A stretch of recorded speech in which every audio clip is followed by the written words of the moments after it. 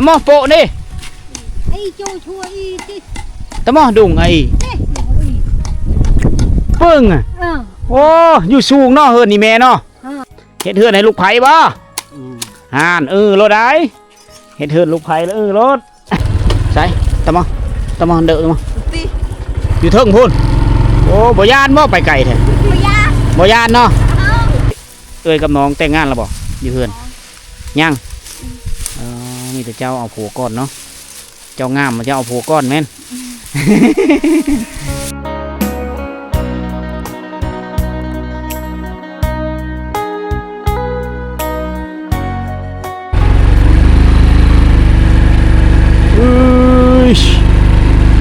เริ่มขึ้นภู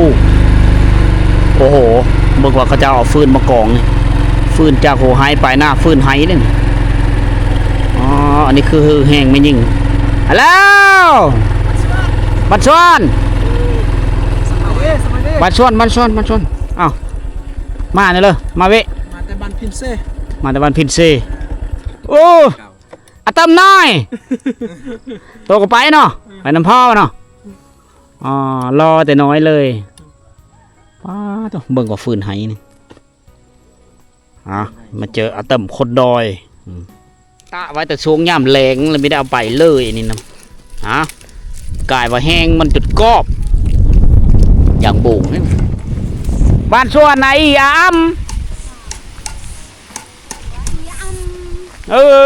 ตะมอโปะนี่ไอ้โจชัวอีติตะมอดุงไอ้ปึ้งอ่ะโอ้อยู่สูงเนาะเฮือนนี่แม่เนาะเฮ็ดอยู่เปิ้งเลยเนาะอ๋อไอ้นี่คือแม่เฮือนแม่เราอยู่ปูนอยู่เทิงพุ่นเราอ่ะพี่ยังอันนั้นอาบังเอาไรละไว้อาบังเอี่ยมเมื่อจ่าเนี่ยเอี่ยมเอาไปขึ้นเฮือนปูได้โมงใหญ่เนาะแม่เนาะเอ้ยมีแต่เวลาแล้วเจ้าบันนี่ไม้พุ่งไม้พางไม้เฮไม้ซอดจากป่าจากดงตัดมาสานเป็นฝาเฮือนสร้างบ้านเฮ็ดเฮือนให้ลูกไผ่บ่ห่านรถได้เฮ็ดเฮือนลูกไผ่แล้วรถตัวตาดุงนั่นแหละนี่ตาชูชะรอชูเฮือนอ๋อเฮ็ดเฮือนน้อยเฮือนน้อยเนี่ยภาษาเขาเอิ้นว่าสู้เนาะอ๋อบ้านเขาเอิ้นว่าปุกตูบตาชูโอนนาวตาชูโอนอาไก่กระม่อนอาไก่เสมียงไก่มาดาอ้ำมันชูนโดกอ๋อเฮ็ดเฮือนน้อยๆเฮ็ดให้ลูกเฮือนน้ำแม่ไอ้กดไอ้ก้านไอ้เฮือนนี่อดีตปัญญาเนี่ยโอ้ในนี้ได้ผู้เฒ่าอยู่เฮือนแหละพอได้เฮ็ดในนี้เนาะปอกแป๊กอันนี้บ่เฮือนนี่พออย่างนี้บ่หลังนี่โอ้อยู่เทิงพุ่นอันนี้เฮือนลูกดุงอาไก่เอาวิธียามแรงทุกคนกลมๆเงยอยู่กันแบบตามป่าตามดงนี่เลยเพราะมีไฟฟ้าใช้แต่เขาเจ้าก็อยู่มานี่หลายฟ้าหลายปีแล้ว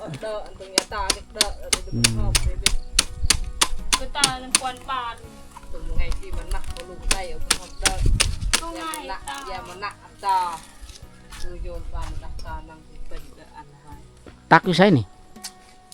ตะมอหยัดเด้ออยู่ห้วยพุ่นอยู่กับน้ำแร่ไปไก่เติบได้เนาะอยู่ใกล้เนาะอยู่ลุมนี่ประมาณ200-300 เมตรไปอาไก่ก็ไปน้ำไปตักน้ำนะแม่เนาะใหญ่มากก็ตักน้ำให้แม่บักหลาเนาะสิได้โซนบทผู้ดอยอยู่กันแบบ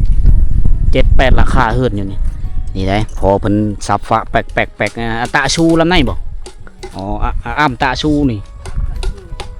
นี่ได้เพิ่นสับฝะเฮือนปอกเพิ่นสิมาแอมเอาตัวนี้บ่ตะจ่าเนาะเฮ็ดเฮือนคู่เฮือนไฟอยู่นี่ตอนนี้ดังไฟอยู่ตารางจ่าปกแตกสอนหน้าบ้านคือสะอาดนะแถ ถวนี้มีโฮงสีด้วยแถวนี้เขามายามเช้าเขาจะเห็นเขาเจ้าต่ำเข้าแล้วต่ำนี่แหละ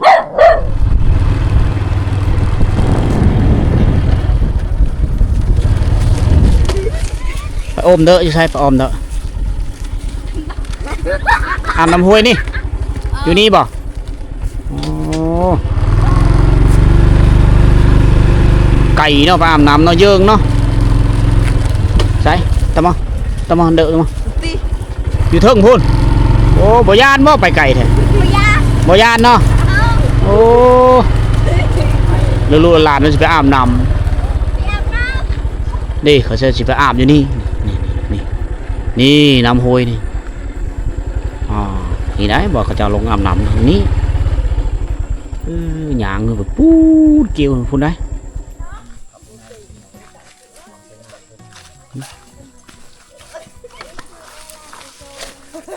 อยู่บ้านบ่มีน้ำบ่ละบ่มีเนาะก็เลยใช้บ้านเช่นอะไรเช่นอะไรว่าเช่นอะไรปอคือไก่เนาะขึ้นผู้นี้บ่ละ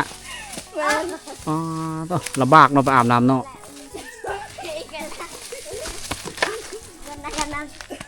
คุณได้ทางเขาจะไปอาบน้ำเนี่ยปุ๊เอาไม่ได้ตามไปเบิ้งแล้วมาเบิ้งว่าเขาไก่ฉันเลยเขาไปมาแต่บ้านแล้วกันยังหึ่นผู้กันยังหึ่นผู้ต่อไปอยู่ปุ๊ตัวเอาปกติมันฮอดเดินนี่น้ำบรรดาห้องโหยต่างๆมันจะมีเลยนะแสดงว่าอยู่เมืองสมุยนี่ฝนมีทันตกหนักก็ยังมีทันว่าพายุมา2-3 ลูกวางหลังยังมีทันฮอดผีได้ทุกคนเขาสังเกตเบื้องข้างนี่ก็ถ้าว่าตกคืออยู่แขวงสวรรณเขตเท่านี้เส้นทางแถวนี้เอามาพาดแล้วล่ะนะแต่เขามาแถวนี้ยังแห้งแล้งอยู่สังเกตเห็นน้ำห้วยตัวนี้เนี่ยเขามาช่วงเดือน 1 เดือน 2โอ้ได้ยินเสียงน้ำโตนทึมได้แต่มินี้บรรดาลูกหลานปุ๊บพวกเขาชื่ออาบน้ำตกอยู่ทึ่งหมดเลยเอาเขาสิเดินทางต่อ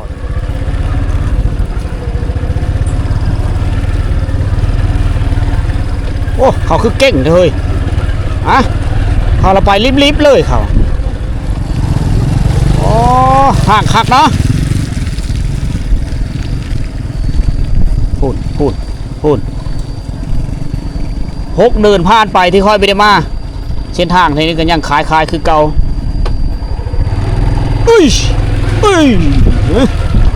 ไปได้เฮาก็ได้ไปน้ำเขานี่ละเฮาก็ได้ที่ต้มแล้วอยู่พี่มีหลังคาเฮิร์นนึงนี่อยู่นี่อยู่ผู้เดียวนี่ครอบครัวนึง2-3 ครอบครัวราคานึงประมาณนี้เอามาเส้นทางเสียนี้เริ่มลิ้นแอวแล้วภาพมันย้อนแสงนึงเด้อพี่น้องเด้อเพราะว่าเฮาเดินทางต่อหน้าตะเวนเพราะว่าตะเวนตกต่อหน้าไปฮะนี่แหละเสือกหน้านี่เป็นตะเวนตกมันก็เลยย้อนแสง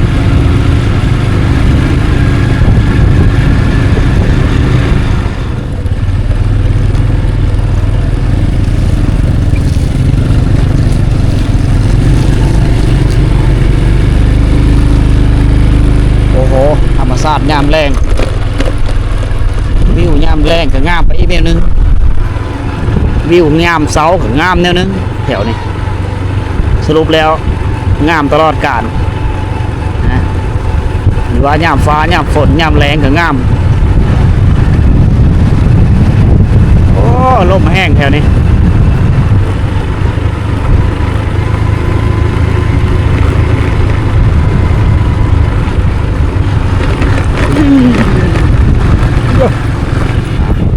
วิถีชีวิตคนอยู่บนดอยภูดอยแห่งนี้เขาเจ้าอยู่แบบนี้ได้ถึงว่าจะมีไฟฟ้าใช้ก็จ้าแต่ว่าเขาเจ้ามีเทนโซลาร์เซลล์มีเขาสากหม้อไฟใหญ่เขาก็จะเบิ่งโทรทัศน์ได้อยู่หลุมตั้งอยู่ลุกภูแบบนี้เลยอยู่กันแบบธรรมชาติเสาะหาเครื่องป่าของดงมากินเป็นอาหารพูดแล้วเขาขึ้นภูบนหาอยู่หากินเขาเจ้าไก่ได้เฮ็ดไห้ตามแคมทางเขาเจ้าก็ได้บ้านเฮิร์นอยู่นี่มี1 หลังคา2 3 4 5 6 หลังคาเฮิร์นอยู่แถวนี้พี่น้อง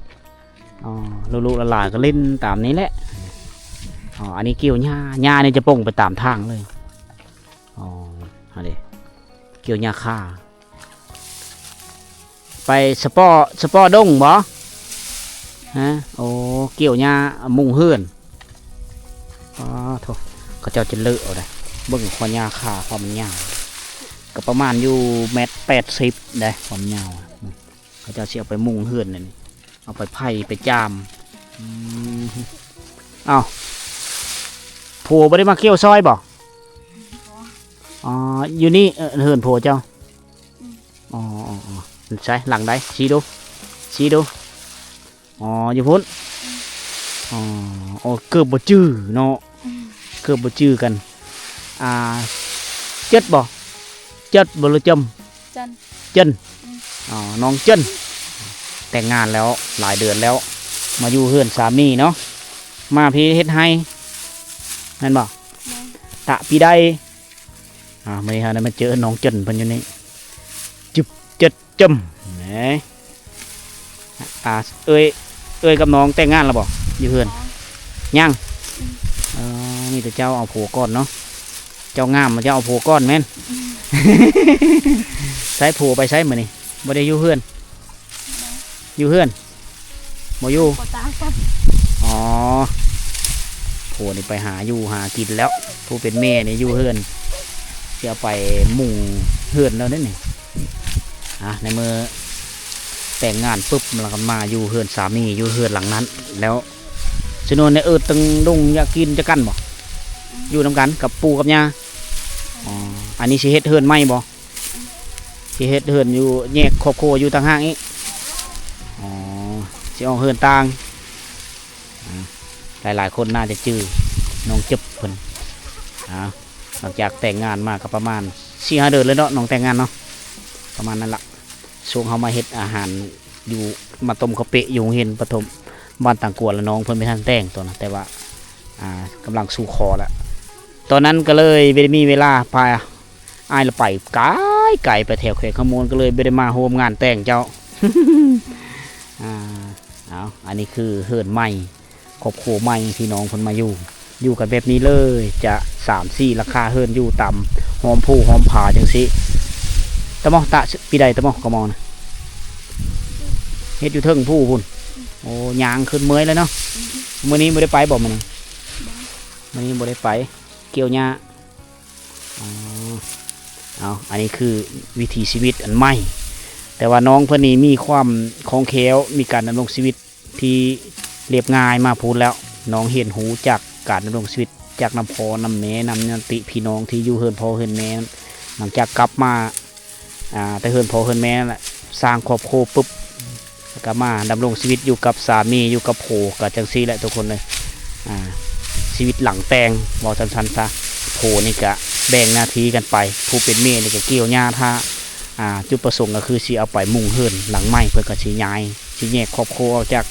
ครอบครัวปู่ย่านะจะอยู่แยกเฮือนออกต่างหากก็เลยเกี่ยวหญ้าเพื่อเกี่ยวพร้อมๆกระตัดเอาไม้พุ่งไม้พางมาสานเป็นฝากระตัดคล้ายๆคือเฮือนเขาเจ้านี่แหละอันนี้ก็แม่นเฮือนบ่นี่ดงที่ไหนดงกล้วยแม่นบ่อ๋ออันนี้ก็แม่นเฮือนเหมือนกันเอามาเจอน้องเจนน้องโอ้เขาเจ้าอยู่กันแบบนี้เบิ่งโทรทัศน์เลย3-4 หลังคาเฮือนอยู่นี่แบบเดียวกับอยู่ภาคเหนือของประเทศลาวเลยเฮือนหลังนี้อ้อมด้วยสังกะสีทั้งนั้นเลยมุงกระเบื้องเวลาฝนตกนี่มันจะไหลแห้งน้ำจะโตนถึมพานเฮือนเขาเจ้าไป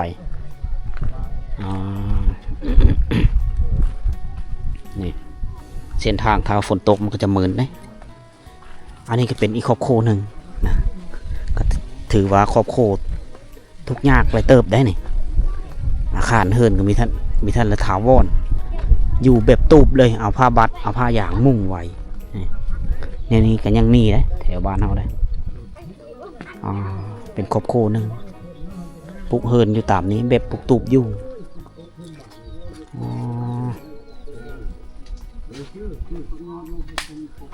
เบิ่งโทรทัศน์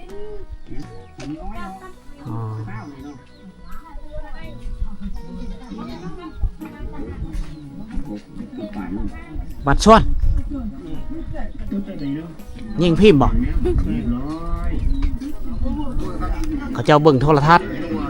เบิ่งทีวี ตัด อ๋อ เนี่ยตีพี่น้องแต่ละคนเนี่ยอยู่มาฝึกกัน นี่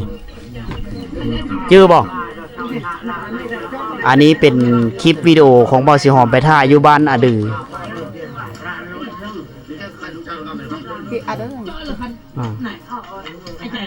อ๋ออยู่บ้านมานายหน้าตาละปื๊บนี่รู้กันไอ้นี่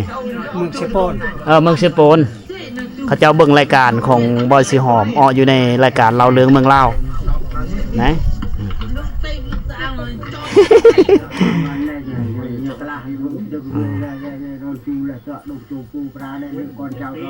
เฮ้ยใส่หม้อไฟบ่ ไผ่ผ่า ต่อไฟฟ้ามาเนาะอ๋อ กิน ดีโอ้ได้แล้วครบเจออันนี้เราเบิ่งหนังเนาะคู่มือเนาะพักผ่อนเราเบิ่งอันนี้